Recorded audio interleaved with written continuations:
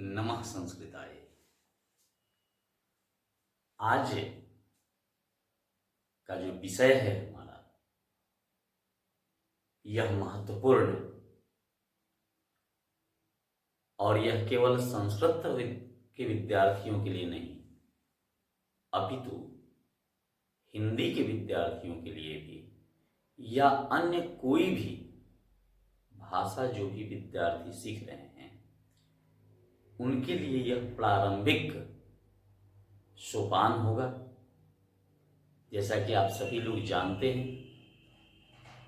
व्याकरण में वर्ण, आज हम लोग वर्ण के विषय में पढ़ेंगे जो संस्कृत भाषा के साथ साथ हिंदी भाषा के विद्यार्थियों के लिए महत्वपूर्ण है। तो हम लोग वर्ण को जानने का प्रयास करते हैं, आगे बढ़ते हैं। सबसे पहले वर्ण कहते किसे, विषय आता है कि वर्ण किसे कहते हैं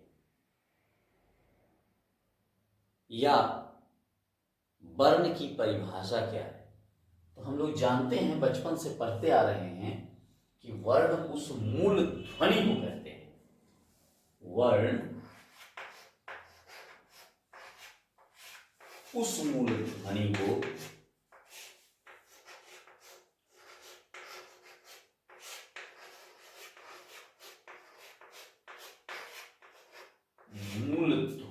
कहते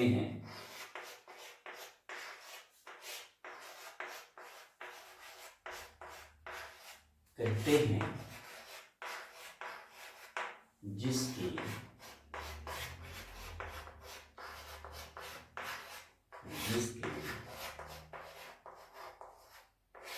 खंड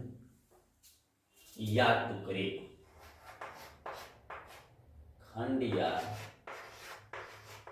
टुकड़े नहीं किए जा सकते।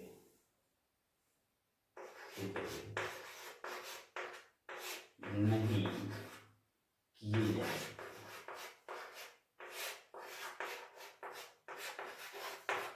किए जा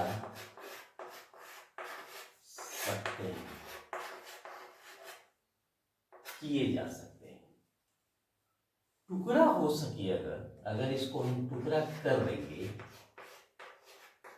टुकड़ा होने की स्थिति में होने की स्थिति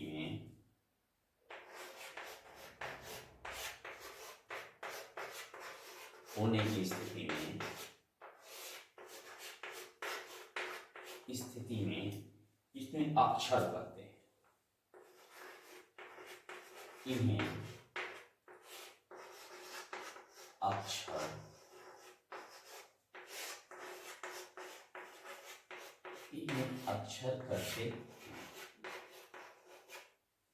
करते हैं।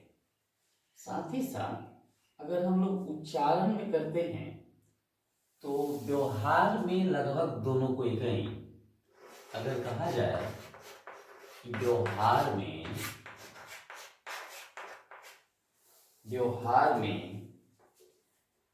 वर्ण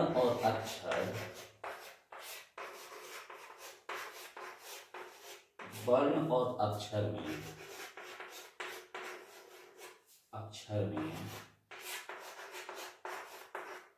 कोई अंतर नहीं दिया जाता है। व्यवहार में वर्ण और अक्षर में कोई अंतर नहीं किया जाता है। मैं इसको समझा रहा हूं, समझना है किया जाता है। वर्ण क्या है? तो ये भाषा की सबसे छोटी इकाई भी है। वर्ण भाषा की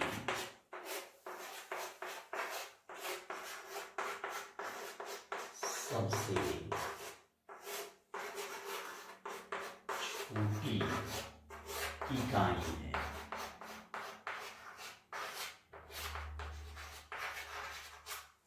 छोटी इकाई।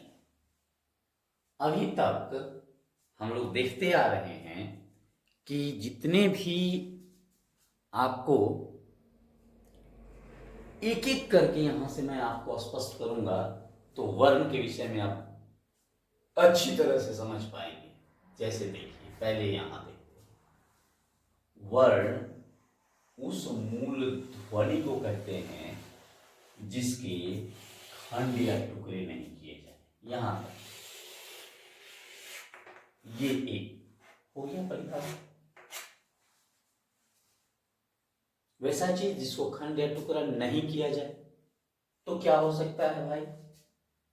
ये क, तो क को खंडित किया जा सकता है। क जो और बराबर होगा क। तो ये जो भाग है इसी को हम कहेंगे कि यह वर्ण है, क्योंकि इसको खंडित नहीं कर सकते हैं। अब इसे नहीं तोड़ा जा सकता है, इसको तोड़ा जा सकता है। और इसको आप नहीं तोड़ सकते हैं, इसलिए ये वर्ण है। ई नहीं तोड़ा जा सकता है, इसलिए वह वर्ण है। तो यहां तो पहले हम समझे वर्ण टुकड़ा होने की स्थिति में इन्हें अक्षर करते हैं। जैसे कि ये टुकड़ा हुआ, तो टुकड़ा होने की स्थिति के चलते इसको टुकड़ा किया जा सकता है, इसलिए इसको हम अक्षर कहेंगे। और ये जो होगा यह अक्षर होगा, यह वर्ण होगा, ये दोनों वर्ण होगा। और चूंकि इसको टुकड़ा कर ले रहे हैं इसलिए यह अक्षर होगा। यहां तक स्पष्ट हो? स्थिति में इन्हें अक्षर करते हैं। अब आता है व्यवहार में वर्ण और अक्षर में कोई अंतर नहीं किया जाता है। देखिए, व्यवहार में माने बोलचाल की भाषा में हम क, ख, ग, घ ऐसा नहीं कर रहे हैं। क नहीं बोलते हैं, ख नहीं बोलते हैं, क्योंकि दोनों को संयुक्त करके ही और हम उसे वर्ण की संज्ञा दे देते हैं। तो प्रायः व्यवहार में अक्षर या वर्ण में हम भेद नहीं करते हैं। यहां तक स्पष्ट हुआ? वर्ण और अक्षर में कोई अंतर नहीं किया जाता। अब कहता है कि वर्ण भाषा की सबसे छोटी इकाई है। भाषा क्या है? जिसे हम अपने विचारों को अभिव्यक्त करने के लिए प्रयोग में लाते हैं, अपनी भावनाओं को अभिव्यक्त करने के लिए लाते हैं, उसको भाषा कहते हैं। तो भाषा जैसे मैं बाजार जाऊंगा एक भाषा है, वाक्य है। मुझे आम खाना चाहिए यह भाषा है, अपने विचार को अभिव्यक्त मैं कर रहा हूं। तो यह सबसे छोटी इकाई है। यह वर्ण जो है सबसे छोटी इकाई है। ऐसे ही बहुत सारी छोटी छोटी इकाइयां मिलकर के भाषा का रूप धारण करती है। तो यह भी कह सकते हैं कि वर्ण भाषा की सबसे छोटी इकाई है। यहां तक स्पष्ट हो गया होगा। वर्ण उस मूल ध्वनि को कहते हैं जिसके खंड या टुकड़े नहीं किए जा सकते हैं। इसको हम लोग टुकड़ा नहीं कर सकते हैं, इसीलिए यह वर्ण है। इसीलिए यह वर्ण है कि इसे अब नहीं तोड़ा जा सकता है। और तोड़े जाने की स्थिति में यह है, तोड़े जाने की स्थिति में इसको तोड़ दिए हैं तो यह अक्षर है, तो इसे अक्षर कहते हैं। अब यह अक्षर हो गया। व्यवहार में प्रायः हम लोग दोनों में अंतर नहीं कर, ख ग घ अंग च छ ज झ ञ और आ ई हम लोग बोलते हैं, प्रयोग करते हैं।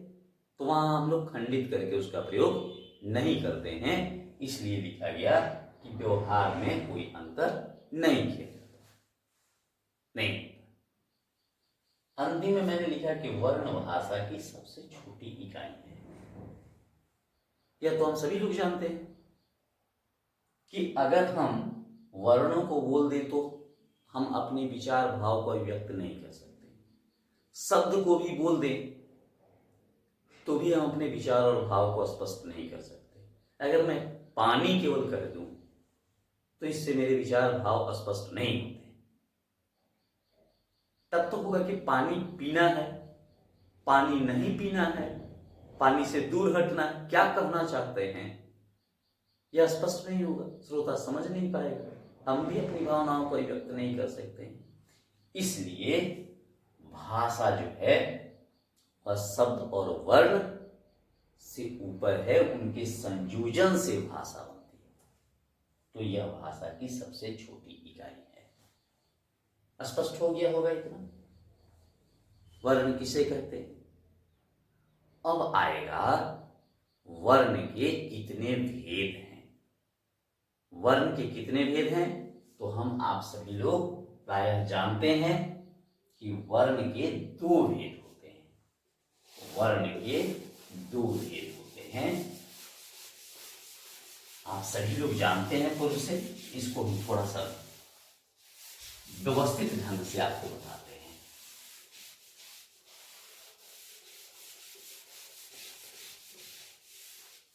और विशेष करके हिंदी के विद्यार्थियों के लिए यह वर्ग जो है बहुत ही उपयुक्त होगा। हिंदी के विद्यार्थी अगर इस वर्ग को देखते हैं तो देखेंगे हम लोग वर्ण के दो भेद होते हैं। वर्ण के दो भेद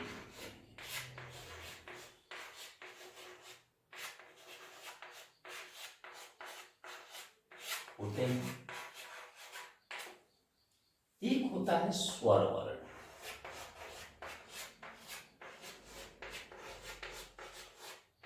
स्वर वर्ण, और दूसरा होता है व्यंजन वर्ण। तो पहले हम लोग स्वर के विषय में समझ लेते हैं, फिर हम लोग आगे चलते हैं। स्वर वर्ण जिस वर्ण का उच्चारण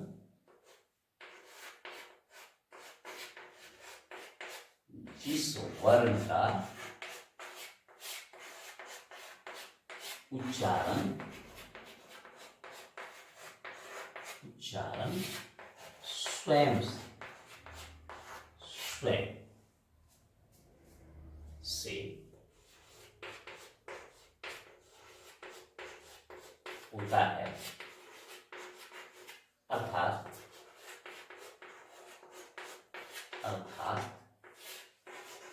उनके उच्चारण में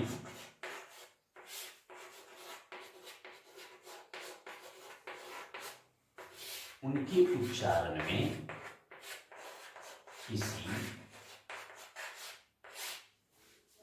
दूसरे वर्ण का सहयोग नहीं लिया जाता है।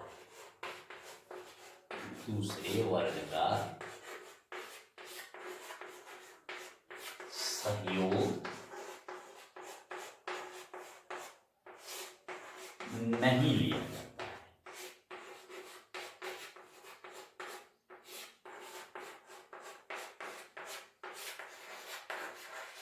नहीं लिया जाता है। जैसे में जैसे और, इसमें हम किसी दूसरे वर्ण का सहयोग नहीं ले रहे हैं। आ, ई, ह्रस्व ई, दीर्घ ई, ह्रस्व उ, दीर्घ उ, डी, ए, ऐ, ओ, औ। यह जो है हमारे स्वर है। और आ, ई, दीर्घ ई, ह्रस्व उ, दीर्घ उ, री, ए, ऐ, ओ, औ। इसे ही हम लोग स्वर मानते हैं। देख लें, 2, 4, 6, 8, 10 और 11, यानी हिंदी में 11 स्वर हैं, जबकि संस्कृत के विद्यार्थियों को 13 स्वर पढ़ना है, तो उन्हें 2 बढ़ जाते हैं, एक हो जाता है दीर्घ री, और यही एक और बढ़ता है ली। लेकिन हिंदी के विद्यार्थियों को इसे नहीं पढ़ना। संस्कृत के विद्यार्थियों के लिए 13 स्वर है और हिंदी के विद्यार्थियों के लिए 11 स्वर है पढ़ना। अब देखेंगे, यह तो स्वर हो गया, लेकिन स्वर के भी भेद हैं। अब स्वर के कितने भेद हैं? तो स्वर के 3 भेद होते हैं, ह्रस्व स्वर, दीर्घ स्वर और प्लुत स्वर। मैं यहां आपको स्पष्ट कर देता हूं। ह्रस्व स्वर, स्वर के 3 भेद, ह्रस्व स्वर,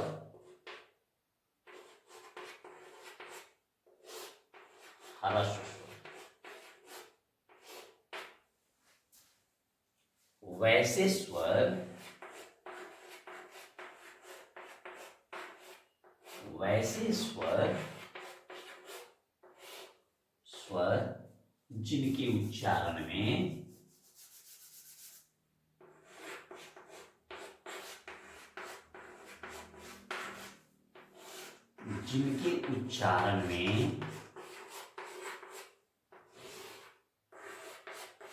कम समय लगता है, कम समय लगता है,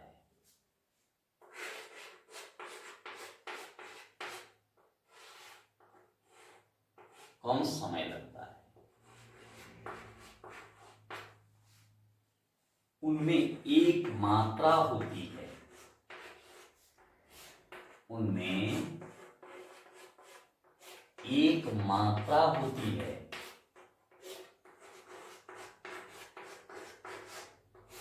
एक मात्रा होती है, उसे ह्रस्व स्वर कहते हैं। इनकी संख्या कितनी है? संस्कृत में कहेंगे तो 5 है। इनकी संख्या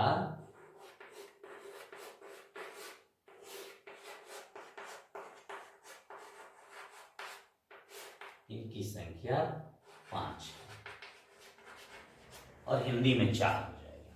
जैसे देखेंगे, यह है ह्रस्व स्वर, यह है आपके ह्रस्व स्वर, ये भी है ह्रस्व स्वर, और ये भी है ह्रस्व स्वर। ये 4 जो हैं ह्रस्व स्वर हैं हिंदी की, और संस्कृत के अगर होंगे तो इसी में ली एक बढ़ जाएगा,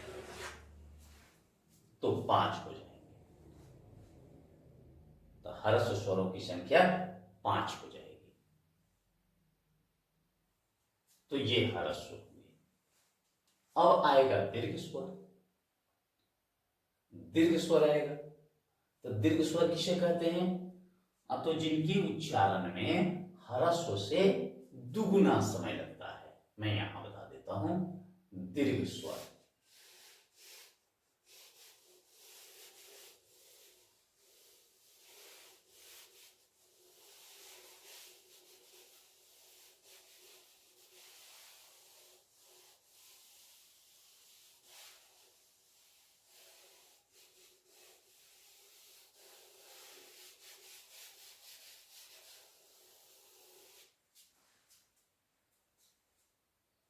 दीर्घ स्वर,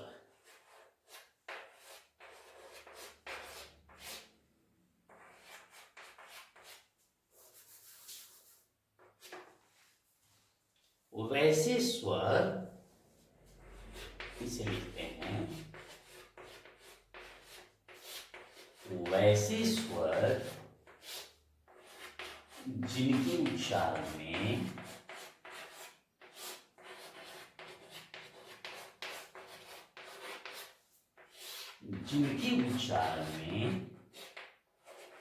ह्रस्व से दुगुना समय लगता है, ह्रस्व से दोगुना समय लगता है।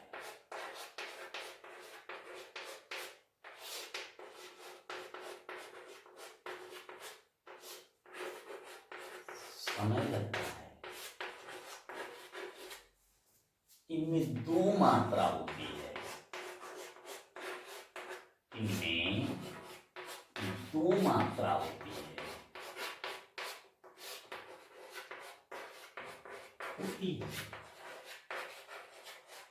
जैसे अब देखेंगे, जैसे आ, ई, यहां लिख देते हैं, जैसे में आ, दीर्घ ई, दीर्घ ऊ, और बीच में जगह छोड़ते हैं, री होता है, री, ई, ऐ, ओ, देख लीजिए, 2, 4, 6, 8। संस्कृत में जब पढ़ेंगे तो ये 8 हो जाते हैं, और 5 ह्रस्व हो जाते हैं तो 13 हो जाते हैं, और हिंदी में जब पढ़ते हैं तो हम इसे नहीं पढ़ते हैं, तब 7 हो जाते हैं, 7 और 4 11। तो ये दीर्घ स्वर है, ह्रस्व स्वर, दीर्घ स्वर। इसमें 2 मात्राएं हैं, इसमें 1 मात्रा है, तो इस प्रकार से यह स्वर हुआ। इसके बाद आते हैं, एक है प्लुत स्वर, एक है प्लुत स्वर, उसके विषय में भी हमको जानना है। तो स्वर के तीसरा भेद प्लुत को हम लोग करते हैं। स्वर का तीसरा भेद जो है वह प्लुत स्वर से जाना जाता है, उसको हम लोग प्लुत स्वर कहते हैं।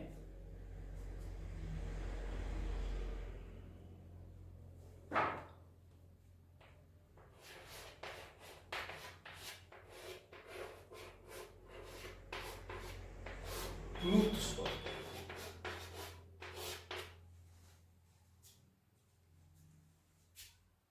इस स्वर में, इस स्वर में, स्वर में 3 मात्राएं होती है।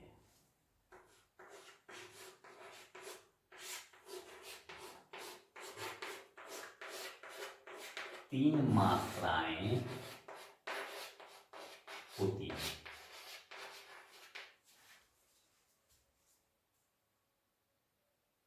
विशेष परिस्थिति में इसका उपयोग किया जाता है। संकेत के लिए हम लोग इसमें 3 लगा देते हैं।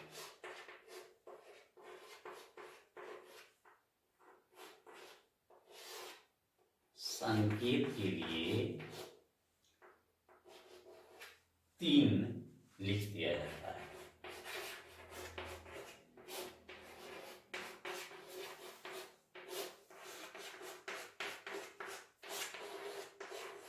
जैसे ओ,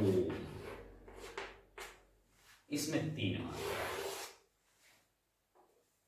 विशेष परिस्थिति में हम लोग जब बोलते हैं हा हा हा हा हा हा, बोल रहे हैं हा आ आ आ आ आ, ऐसा करके जब आ रहा है तो यहां प्लुत का उच्चारण हो रहा है।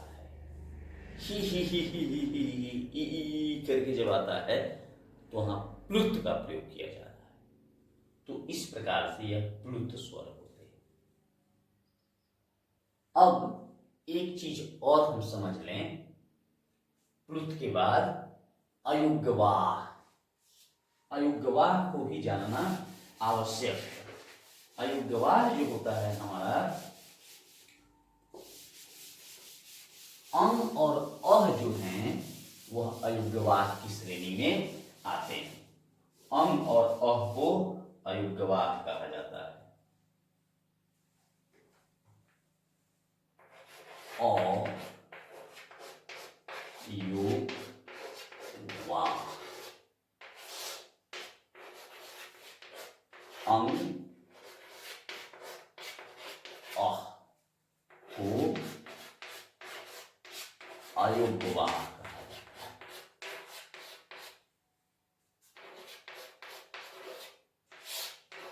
कहा जाता है।